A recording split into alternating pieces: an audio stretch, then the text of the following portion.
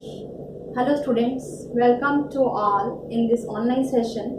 Today we are going to discuss the topic square and square roots, and the subtopic is how to find the square of any number.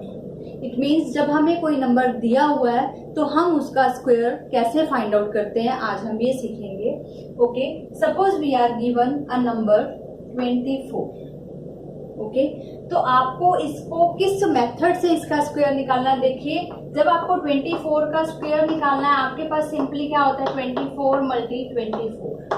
आप इसको इससे multiply करेंगे, इस तरह से आप square निकाल सकते हैं. ओके, बट इसका जो हम स्क्वायर निकालना सीखेंगे वो हम आइडेंटिटी की हेल्प से सीखेंगे. और आपको एक आइडेंटिटी बताती हूँ, उस आइडेंटिटी को आपने अपने माइंड में रखना है और उसी आइडेंटिटी की हेल्प से हम सारे क्वेश्चंस एक्सरसाइज के सॉल्व करेंगे. Okay, so first of all, keep this identity in your mind. A plus B whole square.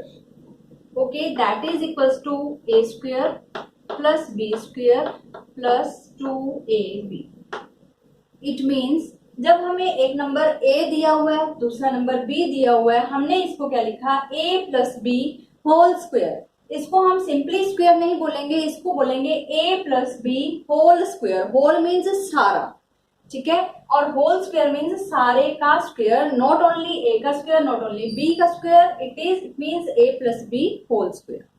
ठीक है, अब वो किसके इक्वल है, A square plus B square plus 2ab. हमें जस्ट यहाँ पे जो नंबर ए होगा और जो नंबर बी होगा यहाँ पे उनकी वैल्यूज पुट करनी है और इस तरह से हम अपना क्वेश्चन सॉल्व करेंगे.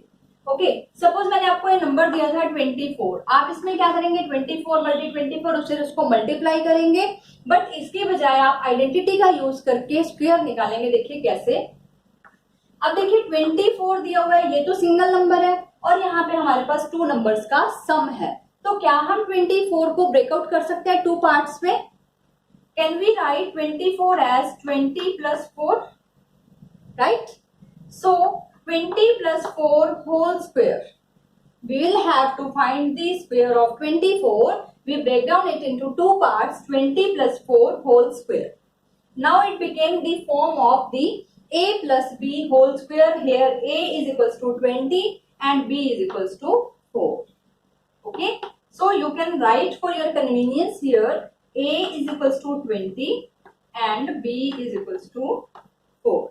Now just put the values in this right hand side. What you will do, 20 square.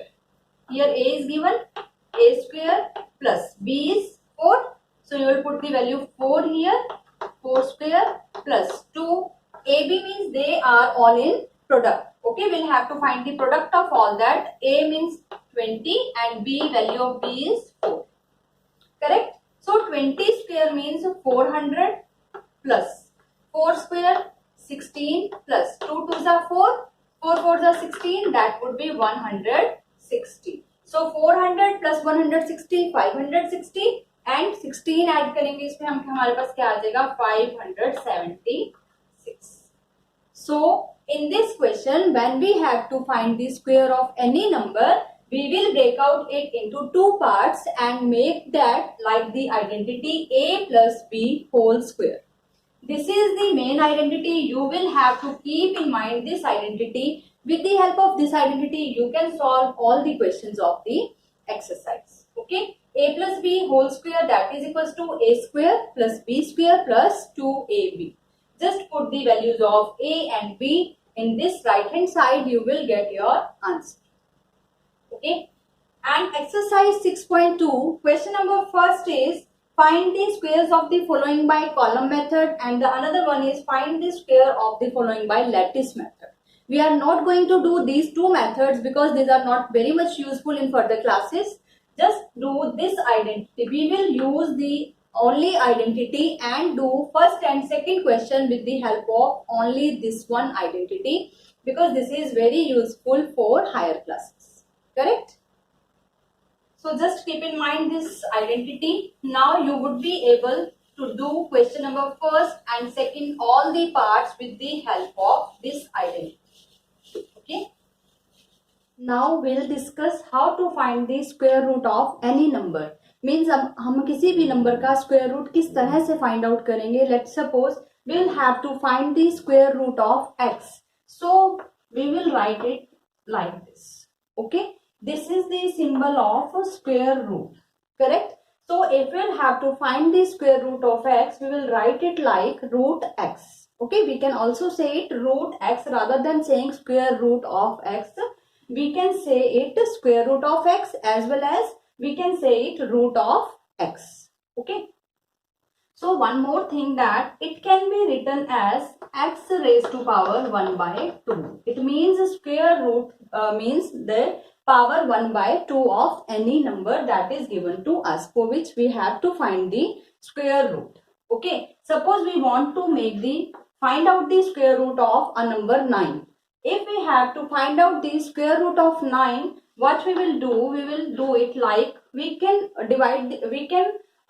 say it the product of 3 into 3, right?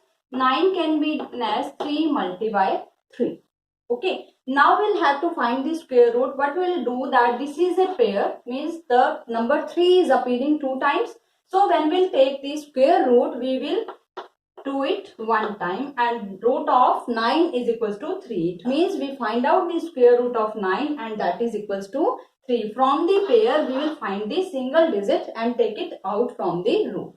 Okay. So how it happens, I'll explain you with one method more. What is that? We'll have to find the square root of 9. I told you that it means, root means the power 1 by 2. So it can be written as 9 raised to power 1 by 2. Correct? Now 9 can be written as 3 square. You all know we have already done exponents in class 7. So that 9 can be written as 3 square. It means 3 into 3. So I wrote 9 as 3 square. So 3 square raised to power 1 by 2. Now when there is power upon power, we will multiply the power. So that will be 3 2 multi 1 by 2. Will deduct 2 by 2 and that is equals to 3 raised to power 1 is equals to 3. So we ultimately find out the square root of any number, and that will be, I have written 9 as the product of 3 multi 3, the number multiplied by itself, and after pairing we find it out, we find the square root of that. From the pair we'll get the single digit out of the square root, and the square root of 9 will become 3. Likewise, if we want to find out the square root of 16, that can be written as 4 multi 4. So square root of 16 is equals to 4. Correct? Now we'll do the prime factorization method to find out the square root. Correct? Prime factorization method.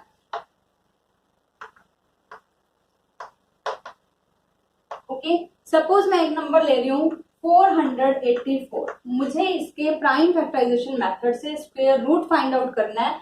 आप लोगों ने prime factorisation previous classes में किए हैं, ठीक है. 484 है, इसका मैं स्क्वायर रूट फाइंड आउट करूंगी. तो देखिए कैसे करूंगी. इसको मैंने 2 से डिवाइड किया, ठीक है. 2 2 जा 4, 2 4 जा 8, 2 2 जा 4. मैं इसके सारे प्राइम फैक्टर्स बनाऊंगी. प्राइम क्या होता है? जो नंबर खुद से डिविजिबल हो या 1 से डिविजिबल हो. अब मैं इसको फिर से 2 से करूंगी. 2 1 जा 2, ठीक है. अब आपको पता है कि 121 सिर्फ 11 से डिविजिबल होगा. 11 1 जा 11. करेक्ट. अब देखिए 484 के हमारे प्राइम फैक्टर्स क्या बन गए? 2 मल्टी 2 मल्टी 11 मल्टी 11. ये हमारे प्राइम फैक्टर्स बन गए किसके? 484 के. लेकिन 84 का स्क्वायर रूट निकालना है, तो हमने क्या किया? 484. अब स्क्वायर रूट निकालना है, मतलब पेयर में से हम सिंगल नंबर को लेंगे. मैंने आपको बताया था जैसे हम स्क्वायर रूट लेते हैं कि पेयर में 2 नंबर्स का प्रोडक्ट है, वो पेयर हो गया. मीन्स 2 नंबर्स है, उसमें से हम 1 नंबर लेंगे तो क्या आ जाएगा? 2 मल्टी इधर से 1 लेंगे 11, तो क्या आ गया? 22. इट मीन्स 484 जो नंबर है उसका स्क्वायर रूट हमारे पास क्या आ जाएगा? 22. क्लियर. अब देखिए इसी तरह से इसकी हेल्प से, प्राइम फैक्टराइजेशन मेथड की हेल्प से आप एक्सरसाइज 6.3 का कंप्लीट क्वेश्चन नंबर फर्स्ट करेंगे. ओके. इसके बाद आपका सेकंड क्वेश्चन और फोर्थ क्वेश्चन थोड़ा सा डिफरेंस है. मेथड यही रहेगा प्राइम फैक्टराइजेशन. उसमें आपको देखिए क्या क्या दिया हुआ है वो आपको बताती हूँ मैं. उसने सेकेंड क्वेश्चन में दिया है find the smallest whole number by which the following numbers should be multiplied. हमें उसमें किस नंबर से मल्टीप्लाई करना पड़ेगा कि वो परफेक्ट स्क्वायर बन जाए। तो सपोज हम एक क्वेश्चन करते हैं, हम 300 एक नंबर ले रहे हैं, ओके, लास्ट पार्ट है ये क्वेश्चन का। 300 लिया हमने, इसके सिंपली प्राइम फैक्टर्स बनाए, प्राइम फैक्टर्स बनाइए इसके। 3 से करेंगे हम 100 आ गया, 2 से कीजिए 50 आ गए। ये ध्यान रखना है जो यहाँ फैक्टर्स होने चाहिए वो प्राइम फैक्टर्स ही होने चाहिए, प्राइम नंबर्स ही होने चाहिए। ऐसा नहीं है कि आप 6 ले लोगे, प्राइम नंबर्स ही लेने हैं आपको, ओके। अब 5 भी एक प्राइम नंबर है तो 10, फिर 2 से कीजिए 2 5 सा, फिर 5 को, ठीक है। तो आपके पास 300 के फैक्टर्स देखिए क्या क्या आ गए, 3 मल्टी 2 मल्टी 5 मल्टी 2 मल्टी 5, ये आपके पास क्या आ गए, 300 के फैक्टर्स आ गए। अब हमें 300 का स्क्वायर रूट लेने के लिए उसने बोला कि आपको इसको किस से मल्टीप्लाई करना पड़ेगा। देखिए ये आपने नोटबुक में इस तरह से नहीं करना, जस्ट आपको बता रही हूँ। आपने क्या करना है, जब हम 300 का स्क्वायर रूट लेंगे, उसने बोला कि ये स्क्वायर रूट बन जाए या परफेक्ट स्क्वायर बन जाए, तो उसके लिए हम क्या करेंगे, उसने बोला कि देखो यहाँ पे 2 और 2, इसका तो एक पेयर बन गया, इसमें से सिंगल नंबर बाहर आ जाएगा। इसी तरह से 5 और 5 का बन गया। आप देखिए 3 क्या है, अकेला नंबर है, ये किसी के साथ कपलिंग नहीं कर रहा, सिंगल नंबर है, किसी के साथ इसका पेयर नहीं बन रहा। तो उसने बोला कि इन प्राइम नंबर्स को हम किससे मल्टीप्लाई करें, इस नंबर को जो गिवन नंबर है या जो प्राइम फैक्टर्स आए वो उसके इक्वल ही है, तो उसको हम किससे मल्टीप्लाई करें कि वो एक परफेक्ट स्क्वायर बन जाए। तो हमें पता है कि 3 एक ऐसा डिजिट है जो क्या है, अकेला है। अगर हम उसको 3 से मल्टीप्लाई कर दें तो उसका भी पेयर बन जाएगा, ठीक है। तो हम क्या कहेंगे कि 3 is the smallest whole number, क्या है, 3 से मल्टीप्लाई करने पे वो पेयर बन जाएगा। तो 3 is the smallest whole number by which the 300 should be multiplied to make it the perfect square. तो 300 को अगर हम 3 से मल्टीप्लाई कर देते हैं तो वो क्या बन जाएगा, एक परफेक्ट स्क्वायर बन जाएगा। देखिए जब हम 300 को 3 से मल्टीप्लाई करेंगे तो वो क्या बन जाएगा, 900। अब ये 900 बन गया। उसने नेक्स्ट पूछा हमसे also find the square root of the number so obtained. जो हमारे पास नंबर अब आया उसका स्क्वायर रूट भी निकालिए। तो हमने क्या किया, 900 है, हमने क्या किया, सिंपली ये जो हमारे पास फैक्टर्स आए थे इसको 3 से मल्टीप्लाई ही किया है और कुछ भी नहीं। 2 मल्टी 5 मल्टी 3, तो यहाँ से 3 का पेयर बन गया, 2 का हमारे पास ऑलरेडी था, 5 का था, तो क्या आ गया 3 मल्टी 2 मल्टी 5, 5 टू 10, 10 3 30, तो उसका स्क्वायर रूट क्या आ गया, 30। आपको जस्ट ये बताना है कि जिस नंबर का पेयर नहीं बन रहा उसी नंबर से आपको बताना है कि हमें इस नंबर से मल्टीप्लाई करना पड़ेगा इसको परफेक्ट स्क्वायर बनाने के लिए, ओके। अब देखिए फोर्थ क्वेश्चन है। फोर्थ क्वेश्चन में हमारे पास सेम है, बस इसमें क्या है, from by which number it should be divided.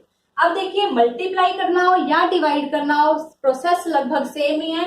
अब यहाँ पे 3 एक्स्ट्रा था, अगर हम इस सारे में से 3 को रिमूव कर दें या इस सारे को 3 से डिवाइड करेंगे तो 3 से 3 कट जाएगा, ठीक है। तो हम क्या लिखेंगे, it should be divided by 3 to make it the perfect square. मतलब सेम ही रहेगा कि हमें पेयर बनाना है, मल्टीप्लाई करना है तो पेयर बनाना है और डिवाइड करना है तो पेयर हटाना है। इसका मतलब जो नंबर सिंगल है हमें उसी नंबर से मल्टीप्लाई करना पड़ेगा। अगर वो मल्टीप्लाई पूछता है और डिवाइड पूछता है तो उसी नंबर से ही डिवाइड करना होगा उसे परफेक्ट स्क्वायर बनाने के लिए। तो हमारा क्या होगा कि the number should be divided by 3। अगर मान लो 300 के केस में वो पूछ रहा है कि इसे किससे डिवाइड करें कि वो परफेक्ट स्क्वायर बन जाए, तो हम क्या कहेंगे, 3 से डिवाइड करें, ठीक है। जब हमने 3 से डिवाइड किया इस सारी टर्म को तो 3 से 3 कट गया, हमारे पास क्या आ जाएगा। उसने पूछा कि वो किस नंबर का परफेक्ट स्क्वायर बनेगा, तो हमें नेक्स्ट उसने पूछा ना, देखिए also find the square root of the number so obtained. जो हमारे पास नंबर आया, देखिए जब मैं 3 से डिवाइड कर दूंगी तो मेरे पास ये पोर्शन बच जाएगा, 5 2 10, 10 5 50, 50 2 100, मेरे पास सिर्फ 100 बच गया। अब उसने बोला है कि इसका स्क्वायर रूट फाइंड आउट कीजिए, तो 100 का स्क्वायर रूट क्या हो जाएगा, हमें पता ही है 10, ओके। तो इसी तरह से प्राइम फैक्टर्स, अगर आपको सिंपली उसने कहा है कि प्राइम फैक्टर से स्क्वायर रूट निकालिए तो आप उसके प्राइम फैक्टर्स करेंगे। जब उसने क्वेश्चन में ये पूछा है कि ये परफेक्ट स्क्वायर बनाने के लिए हमें किससे मल्टीप्लाई करना पड़ेगा, तो जिसकी पेयरिंग नहीं हो रही, जो सिंगल नंबर है, हमें उससे मल्टीप्लाई करना पड़ेगा। तो मल्टीप्लाई करके आप सारे को बता देंगे और उसका स्क्वायर रूट निकाल के दिखा देंगे। क्लियर। और एक और टाइप का क्वेश्चन है, उसमें क्या है कि हमें किस नंबर से डिवाइड करना पड़ेगा, तो भी उसी नंबर से करना पड़ेगा जिसका पेयर नहीं है, जो नंबर सिंगल है। ठीक है, तो मैंने बोला कि 3 से डिवाइड किया तो ये इससे कट हो जाएगा और बाकी का हमारे पास रह जाएगा। ओके, सो इस तरह से आप एक्सरसाइज 6 को, इस वीडियो में हमारा कवर हुआ एक्सरसाइज 6.2 के क्वेश्चंस प्लस एक्सरसाइज 6.3 का first question, second question and fourth question. Okay, thank you.